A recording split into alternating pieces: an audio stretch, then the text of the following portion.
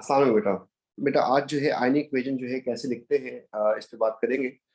तो आयनिक इक्वेशन जो है एक्चुअली शो करती है कि कौन से आयंस एक्चुअली रिस्पॉन्सिबल है फॉर अ रिएक्शन, किसी रिएक्शन के होने के लिए कौन से आयंस रिस्पॉन्सिबल है। तो इसके लिए जो है हम पहले शुरू में एक एग्जांपल देते हैं। यहाँ पे कुछ हमने लिखा हुआ है। ये एक्वस का स्टेट सिंबल उसके साथ जाता है जब भी कोई चीज सॉल्युबल होती है, तो हम यहाँ पे मार्क कर देते हैं कि अगर सॉल्युबल हो तो उसके लिए हम एक्वस का स्टेट सिंबल लगाते हैं। तो अगर एक्वस होगी कोई चीज ना, सॉल्युबल होगी, तो उसको हम आयंस में तोड़ देंगे, स्प्लिट कर देंगे। लेकिन गैस, लिक्विड एंड प्रेसिपिटेट को आयंस में नहीं तोड़ेंगे। तो ये वाली बात अभी इतनी अच्छी तरीके से आपको समझ नहीं आ रही क्योंकि एग्जाम्पल नहीं हुई। सिमिलरली रिएक्टेंट का अगर सॉलिड स्टेट सिंबल लगा है तो that can be split into ions. लेकिन अगर प्रोडक्ट का सॉलिड स्टेट सिंबल लगा है तो that can not be split into ions. तो देखते हैं पहली एग्जाम्पल। हमने कहा कि HCl ने रिएक्शन किया सोडियम हाइड्रो ऑक्साइड से और उससे बन गया आपके पास NaCl एंड H2O। ये रिएक्शन आप लोग बहुत पहले से जानते हैं इसके बारे में। अगर मैं स्टेट सिंबल लगाने की कोशिश करूं तो HCl सारे एसिड सॉल्युबल होते हैं, आपको पता है। सोडियम के सारे सॉल्ट सॉल्युबल होते हैं, एल के लिए सॉल्युबल हो जाएगी। सिमिलरली ये भी सॉल्युबल हो जाएगी, लेकिन वाटर जो है उसका स्टेट सिंबल बनेगा लिक्विड। अब हमने कहा कि एक्वस अगर होगा तो आयंस में तोड़ देंगे। देखिए अगर एक्वस है तो आयंस में तोड़ देंगे इसको अगर मैं तोड़ देता हूं आयंस में तो इसमें मेरे पास बन जाएंगे दो आयंस। एक बन जाएगा मेरे पास H पॉजिटिव आयन और एक बन जाएगा Cl नेगेटिव आयन। सिमिलरली दूसरा जो है मेरे पास वो इसके भी एक्वस था तो ये भी आयंस में टूट जाएगा। तो मेरे पास बन जाएगा, एक बन जाएगा सोडियम आयन और एक बन जाएगा हाइड्रो ऑक्साइड आयन। दो ही आयंस बनते हैं किसी भी उससे। आगे हमारे पास एरो आ गया, इससे भी दो आयंस बन जाएंगे। एक बन जाएगा मेरे पास Na पॉजिटिव और दूसरा बन जाएगा Cl नेगेटिव। जबकि ये नहीं टूटेगा आयंस में, इसको हमने ऐसे ही लिखना है। और से देखिएगा, तो हमने कहा था गैस, लिक्विड, प्रेसिपिटेट नहीं टूटते, मैंने लिख दिया इसको। ठीक है, ये बात आपको हर किसी ने समझाई हुई कैसे करना होता है इसमें। अब इसमें जो आयन पहले था, देखें अगर गौर से देखें तो हाइड्रोजन आयन यहाँ पे तो है, वहां पे नहीं है हाइड्रोजन आयन। इसका मतलब सिलेक्शन कर लिया। Cl आयन यहाँ पे है और वहां पर भी है, इसका मतलब इसको कुछ नहीं हुआ। तो ऐसे आयन जो दोनों तरफ प्रेजेंट होते हैं इक्वेशन में, उसे हम कहते हैं स्पेक्टेटर आयन। तो इन आयंस का कोई कंट्रीब्यूशन नहीं है, पहले जैसा था वैसे ही अभी भी है। सिमिलरली सोडियम को गौर से देखें तो ये भी जैसा था। तो जो आयन पहले जैसा था वैसे ही ये, इसे हम कहते हैं स्पेक्ट्रेट आयन। इसको हम काट देते हैं, ये आपको सिखाया गया होगा। जिसके बाद आपने कहा कि इसकी आयनिक इक्वेशन बन जाएगी। आपने ऐसे करके लिखा कि H positive and OH negative and यहाँ पे लिख देंगे आप H2O। तो इसे हम कहते हैं आयनिक इक्वेशन बन गई। ये जो मैंने जिंदगी की सबसे बड़ी ख्वारी करनी थी एक दफा कर दी, लेकिन नेक्स्ट टाइम हमने इस इक्वेशन को कुछ इस तरीके से नहीं करना, इससे कोई आसान वे निकालेंगे। आसान वे क्या है, मैंने इस पूरी इक्वेशन को कॉपी किया दोबारा और अब जो है मैं अपने मेथड से आपको बताता हूं कि किस तरीके से आसानी से, बहुत आसानी से ये काम कर सकते हैं। तो हमने इसको इक्वेशन को दोबारा लिख दिया। देखिए इसमें आप और से देख लें, स्टेट सिंबल लगा दिए थे हमने, या लगाने होंगे तो लगा लेंगे।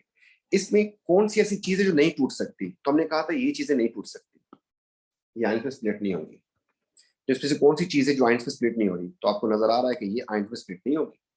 आप इसको उतारें फिर नीचे डायरेक्ट। ठीक हो गया जी, उतार लिया आपने, ये एरो आ गया। अब आपने एक आयन जो है इसमें से उतारना है इसको बनाने के लिए, और एक आयन इसमें से उतारना है। आपकी आयनिक इक्वेशन रेडी हो जाएगी, खत्म, कुछ भी नहीं करना। तो इसमें से आप खुद सोचें कि सोडियम को उतारेंगे या OH को उतारेंगे, बनाना ये है। तो लाजमी सी बात है आप इसमें से OH को उतारेंगे।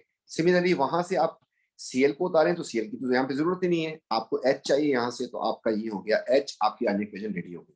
तो मैंने कोई कार्बन पीटी नहीं की और आराम से, क्या सारी इक्वेशन ऐसे हो जाएंगी? बिल्कुल ऐसे हो जाएंगी जैसे इनका होने का हक होता है। बैलेंसिंग हम आखिर में करेंगे, इस वक्त ये बैलेंस्ड है। ठीक है, अगर आपकी मर्जी है इसका सोर्स लगाना है तो अच्छी बात है, लगा दें, नहीं लगाते तो कोई मसला नहीं है। ये हो गया। अब जो है मैं इसको अप्लाई करता हूं किसी और इक्वेशन के ऊपर। अब मैंने जो है यहाँ पर एक इक्वेशन और उठाई और यहाँ पे हमने लिख दिया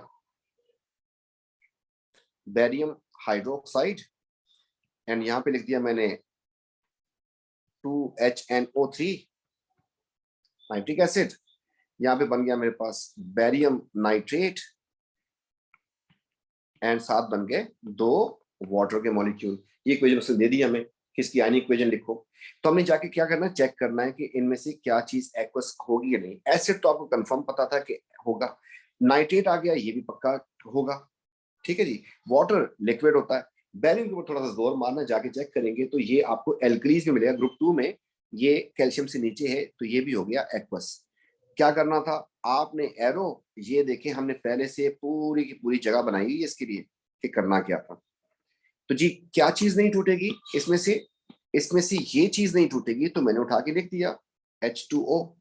अब दो क्यों नहीं लिखे, बैलेंसिंग में आखिर में करता हूँ, ठीक है, वो अगर लिख भी दूंगा तो बाद में कैंसिल आउट करना पड़ जाएगा, फायदा नहीं है। सिमिलरली यहां से मुझे एक आयन यहां से एक आयन यहां से उतारना है और काम बन जाएगा, और ये भी एक्वस होगा और ये भी एक्वस होगा, और ये जो है लिक्विड आपके पास, तो यहां से मुझे उतारना पड़ेगा, नाइट्रेट नहीं चाहिए मुझे, क्योंकि मुझे वाटर बनाना है, तो वाटर के लिए जो है H चाहिए, इसका H लिख दिया मैंने। सिमिलरली वहां से मुझे बैरियम नहीं चाहिए, बल्कि क्या चीज चाहिए, OH चाहिए, ये लिख दिया, खत्म, बैलेंस्ड भी है, आयनिक इक्वेशन हो गई। इसी तरीके से कोई भी आपके पास केस आ जाता है तो आप उसमें ये अप्लाई कर सकते हैं। For example, now the next is calcium carbonate plus 2HCl gives you calcium chloride and carbon dioxide and H2O, ये आपके पास इक्वेशन आ गई। अब इसमें आपको कुछ चीजें अप्लाई करनी है, स्टेट सिंबल नॉर्मली तो लगा के भी दे देता है, अब वो तो और आसान हो जाएगा। तो ये लिक्विड होता है, ये गैस है, आपको पता है। अब आ जाते हैं, ये एसिड है, आपको कंफर्म पता है। ऑल कार्बोनेट इनसॉल्युबल, ये सॉलिड लिखना पड़ जाएगा आपको, ठीक है, इनसॉल्युबल। अब आगे हेलाइट की तरफ, तो ऑल हेलाइट सॉल्युबल एक्सेप्ट आगा एंड पप्पू के साथ होता था मसला, तो ये तो कैल्शियम है, सॉल्युबल होगा, एक्वस लगा दिया इसके साथ, डन हो गया जी। अब जो है देखें, मैंने यहाँ पे लिख दिया, एरो बना दिया, और यहाँ पर मैं पहले से पूरी तैयारी फुल है मेरी, और मैं आयनिक इक्वेशन बड़े आराम से लिख दूंगा जी। इनमें से कौन कौन नहीं टूटेगा, तो आपको बताया था कौन कौन नहीं टूटता, गैस, लिक्विड एंड पीपीटी नहीं टूटते, तो हम जो है मार्क कर लेते हैं, एक इसको नहीं टूटना और एक इसको नहीं टूटना, तो मैंने लिख दिया उठा के कि कार्बन डाइऑक्साइड एंड वाटर ये नहीं टूटेंगे। तो फिर ये अगर नहीं टूटेंगे तो मुझे एक आयन यहां से उतारना है और एक आयन यहां से उतारना है, और मेरा काम बन जाएगा। अब सोचें, मुझे Cl की जरूरत है या H की जरूरत है इनको बनाने के लिए, तो Cl तो इसमें है ही नहीं, तो मुझे यहां से चाहिए H आयन। सिमिलरली वहां से कैल्शियम है और कार्बोनेट है, तो कैल्शियम तो यहाँ पे है ही नहीं, तो हमें तो चाहिए यहाँ से कार्बोनेट, इसका चार्ज -2। अब इनके जो ओरिजिनल जो स्टेट सिंबल थे वो लगाने हैं तो लगा दें, अच्छी बात है, नहीं लगा तो कोई मसला नहीं। ये हो गया। अब बैलेंसिंग का मसला है तो उसको कर लेते हैं सॉल्व। कार्बन एक था, डन हो गया। ऑक्सीजन 3 है तो 2 और एक 3, हाइड्रोजन यहाँ पर 1 है, यहाँ पर 2 है, तो आपने यहाँ पे लगा दिया और ये बैलेंस केमिकल इक्वेशन हो गई, खत्म। इस तरीके से हम एक और इक्वेशन करके दिखाते हैं। जितनी इक्वेशन आपके पास आयनिक इक्वेशन आती है, आप जो है बड़े आराम से सुकून से इनको सॉल्व कर लेंगे। उसकी थोड़ी सी रेडॉक्स की हल्की सी थोड़ी सी डिफरेंट होती है इसमें, तो वो जो है हम आपको बाद में, लेकिन अभी मिक्सअप नहीं करना चाह रहे, तो यहाँ पे बिल्कुल सुकून से जिस तरीके से लेके चल रहे हैं काम, वैसे ही मैंने लिख दिया sodium hydrogen carbonate plus HCl gives you NaCl H2O and CO2। अब इसमें हम स्टेट सिंबल लगाने जा रहे हैं, तो स्टेट सिंबल लगाऊं तो सोडियम की वजह से ये हो गया सॉल्युबल, ये एसिड होने की वजह से हो गया सॉल्युबल, ये सोडियम की वजह से ग्रुप 1 तो सॉल्युबल, ये हो गया लिक्विड और ये हो गया गैस। और हमने यहाँ पे एक एरो खींचा और हमने यहाँ पर इस तरीके से ये पहले से तैयारी कर दी। इधर यहाँ पर क्या क्या चीज नहीं टूटेगी, एक तो वाटर नहीं टूटेगा जो कि लिक्विड है, और एक कार्बन डाइऑक्साइड नहीं टूटेगी जो कि गैस है। अब मुझे एक आयन यहां से उतारना है, एक आयन यहां से उतारना है, आयन इक्वेशन रेडी। Cl नहीं चाहिए, हमें H चाहिए, और यहां से हमें सोडियम नहीं चाहिए, हमें हाइड्रोजन, क्योंकि आयन से 2 ही बनेंगे, तो आपके पास आयन इसमें एक आयन ये है हाइड्रोजन कार्बन, एक ये है, ठीक है। 3 आयन नहीं बना सकते आप, 2 ही बनेंगे, तो इसलिए आपको यहां से चाहिए था HCO3, क्योंकि सोडियम की जरूरत नहीं थी। तो देखें, ये बैलेंस केमिकल इक्वेशन आपका ऑलरेडी हो चुकी है और आपका काम बन चुका है। तो किसी भी जगह पे आप इसको अप्लाई करेंगे तो बड़े सुकून से, इत्मीनान से, आराम से आप ये सारा काम कर सकते हैं। मैंने यहाँ पे लिखा लेड नाइट्रेट, नाइट्रेट है तो सॉल्युबल होगा। यहाँ पे मैंने लिख दिया पोटेशियम आयोडाइड, तो फर्स्ट ग्रुप है तो सॉल्युबल होगा, और आपके पास बन गया यहाँ पर PbI2 जो कि इनसॉल्युबल होता है, प्रेसिपिटेट, एंड आपके पास बन जाएगा 2 पोटेशियम नाइट्रेट क्योंकि फर्स्ट ग्रुप है नाइट्रेट है तो सॉल्युबल होगा, ये आपको इक्वेशन से उठा के देगी। बोला इसको आप लिख दें। आपको पता क्या चीज नहीं टूटनी, पीपीटी नहीं टूटेगा। आपने यहाँ पर एक एरो खींचा और आपने फिर इस तरीके से ये पहले रेडी कर दिया आपने जी। आपने यहाँ पे लिख दिया PbI2 जो कि पीपीटी था, ये नहीं टूटेगा। फिर आपको एक आयन यहाँ से उतारना है, एक आयन यहाँ से उतारना है। यहाँ से आपको पोटेशियम नहीं चाहिए, आपको आयोडाइड चाहिए, तो इसका ख्याल कीजिएगा कि आयोडाइड ये होता है, आयन चाहिए आपको। सिमिलरली यहाँ से आपको नाइट्रेट नहीं चाहिए, पीबी चाहिए उसको बनाने के लिए, तो इस पे चार्ज +2 है, इसका सोर्स भी एक्वस है और इसका सोर्स भी एक्वस है, और आखिर में बैलेंसिंग करने के लिए तो लेड तो दोनों तरफ एक एक है, लेकिन आयोडाइड यहाँ पे 2 है, तो हमने यहाँ पे 2 लगा दिया, आयनिक इक्वेशन रेडी हो गई। तो किसी भी केस में कोई मसला नहीं होगा। एक बड़ी यूनिक किस्म की आयनिक इक्वेशन करवाने जा रहा हूँ अभी, जरा देखते हैं। एक है कि बेरियम हाइड्रो ऑक्साइड और दूसरा है मेरे पास सल्फ्यूरिक एसिड। इन दोनों के मिलने से बन गया मेरे पास बेरियम सल्फेट एंड साथ बन गए 2 वाटर के मॉलिक्यूल। अब आते हैं यहाँ पर, बेटा ये जो है एल्कली की लिस्ट में आता है, कैल्शियम से नीचे है, तो ये सॉल्युबल है, एक्वस कर दिया। एसिड तो एक्वस होते हैं, कर दिया मैंने। इस तरफ आते हैं तो barium sulphate, all sulphate soluble except calcium barium lead, तो ये हो गया इनसॉल्युबल पीपीटी, जबकि ये हो गया लिक्विड। अब इस पर्टिकुलर केस के अंदर हो क्या रहा है कि दोनों चीजें आपकी सही सलामत बच जाएंगी, तो टेंशन नहीं है, कोई मसला नहीं है। हमने एरो खींच दिया।